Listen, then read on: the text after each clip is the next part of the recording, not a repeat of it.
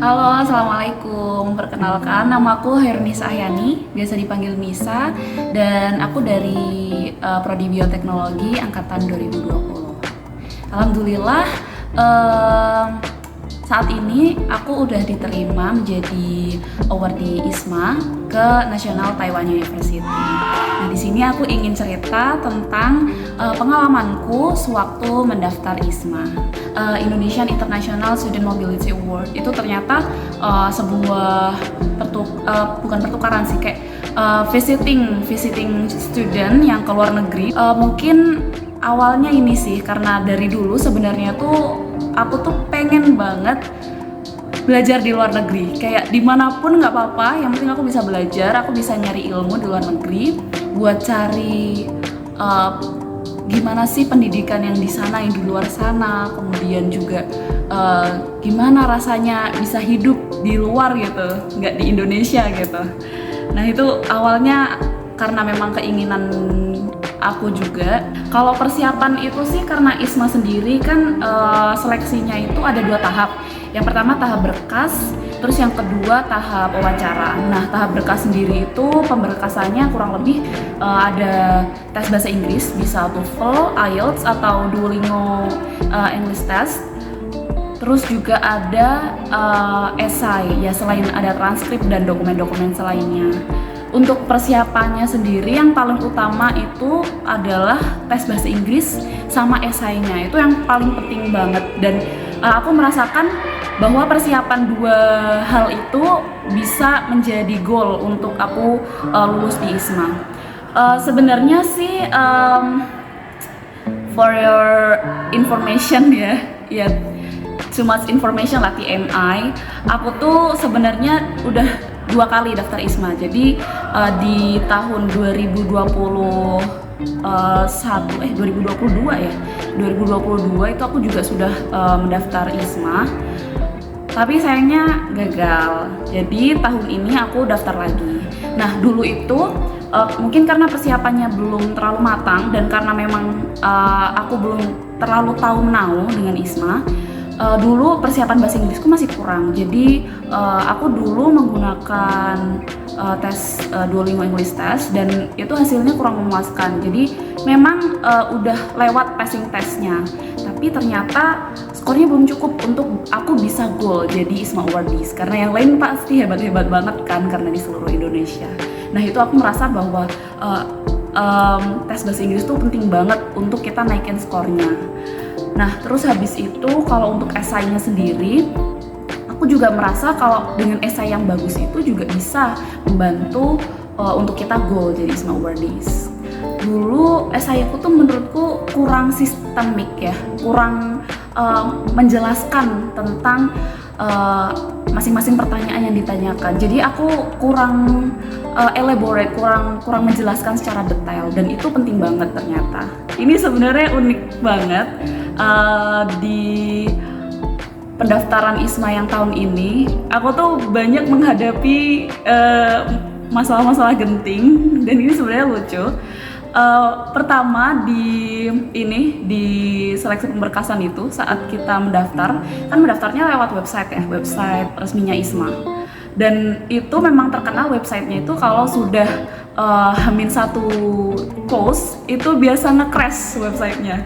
Dan pada saat itu karena aku memang daftarnya mepet banget, websitenya nge-crash dan itu aku stres banget karena dari jam 4 sore sampai jam 8 malam itu sama sekali aku nggak bisa akses website ISMA-nya. Apalagi di situ waktu itu di rumahku tuh mati lampu, jadi aku nggak bisa akses komputer dan itu susah banget.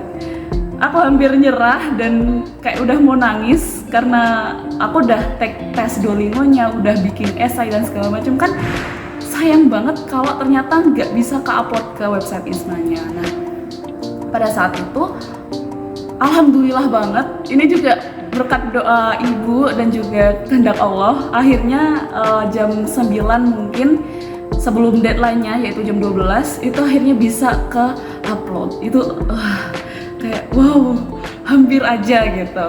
Terus habis itu pada saat tes Duolingo-nya juga waktu itu aku banyak problem karena masalah koneksi dan segala macam, jadi aku harus ada beberapa settingan yang menurutku jadi ribet banget kayak gitu. Terus juga ada satu lagi, ini tuh karena di seleksi ISMA itu kan ada tes kebinekaan. Jadi kita ambil tes gitu, jadi semacam survei kebinekaan kewarganegaraan gitu. Nah itu tuh aku pada saat itu laptopku bermasalah. Nah aku sudah kontak temanku buat pinjam laptopnya untuk ngerjain tes itu. Nah aku nggak tahu kalau ternyata tesnya itu deadline-nya itu jam 4 sore. Aku kira jam 12 malam. Itu aku sudah santai, sudah lagi pergi ke sebuah toko sama temanku.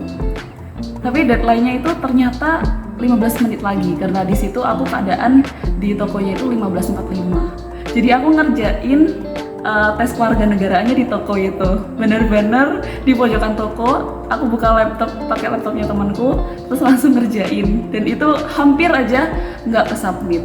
Itu sebenarnya ini nggak untuk ditiru ya teman-teman, jadi untuk pelajaran aja. Jadi teman-teman harus benar-benar teliti, harus memperhatikan banget kapan-kapan deadline-nya dan jangan sampai mepet, karena kalau sampai nggak tersubmit dan segala macam itu bakal fatal banget. Yang jelas aku senang dan bangga banget sih, kayak ini juga pertama kalinya aku goal untuk beasiswa ke luar negeri, dan itu sebuah pencapaian yang besar banget bagi aku pribadi. Tapi aku juga menyayangkan sih, karena harusnya teman-teman Unisa itu harus bisa goal beberapa orang lah paling enggak. Karena kemarin saat kita persiapan juga, awalnya kita persiapan ada banyak kan, tapi ternyata yang goal cuma satu, dan itu menurut aku agak sayang. Jadi aku harap untuk tahun-tahun ke depan bisa lebih banyak lagi teman-teman dari Unisa yang goal ISMA juga. Menurutku alhamdulillah Unisa itu suportif banget dalam persiapan untuk ISMA ini. Jadi dari BKUI sendiri terlebih lagi banyak memfasilitasi kita sebagai mahasiswa yang mau daftar ISMA itu dengan cara menyediakan kursus bahasa Inggris, English course, jadi kelas-kelas bahasa Inggris untuk persiapan English testnya. Dan menurutku ini sangat membantu dalam aku ambil Duolingo English testnya, karena itu benar-benar bantu untuk increase skor aku yang tadinya agak mediocre jadi lebih bagus, karena memang ada persiapannya kayak gitu. Itu aku sangat berterima kasih untuk Unisa karena sudah memfasilitasi. Kemudian juga untuk Duolingo English testnya, kami teman-teman yang daftar ISMA itu juga difasilitasi, dibayarin lah ya bahasanya. Kita dibiayai untuk ambil tes tersebut. Jadi alhamdulillah aku mengambil Duolingo English test itu dibiayai oleh kampus begitu.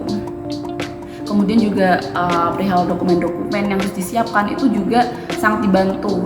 Kayak kita nggak harus ribet-ribet ngejar-ngejar dosen yang bertugas begitu untuk menyiapkan dokumen tersebut. Kita benar-benar dibantu banget dan alhamdulillah semuanya jadi lancar begitu. Dosen di teknologi juga suportif banget, kayak selalu seenggaknya menanyakan kabar gimana ini persiapannya, apa saja yang bisa kami bantu begitu. Jadi dokumen-dokumen yang memang harus disediakan sama prodi juga itu sangat dibantu, kayak penyediaannya cepat begitu. Jadi aku nggak harus repot-repot itu sekali lagi nyari-nyariin dosen dan segala macam. Alhamdulillah semuanya dipermudah.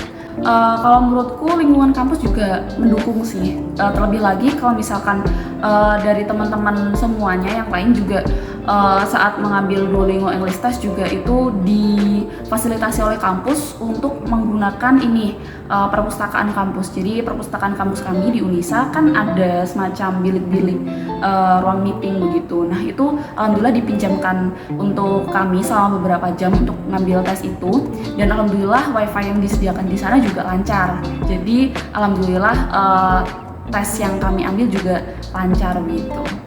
Pesan aku, dengan aku masuk di biotek itu aku bisa jadi jadi terbuka, lebih terbuka tentang apa aja yang aku mau lakukan di masa depan. Kayak misalkan aku juga dulu nggak nyangka kalau aku akan jadi salah satu ISMA Awardees gitu dengan aku masuk di Biotek Unisa. Dah ternyata dengan aku di Bioteknologi Unisa itu aku punya kesempatan yang seperti ini.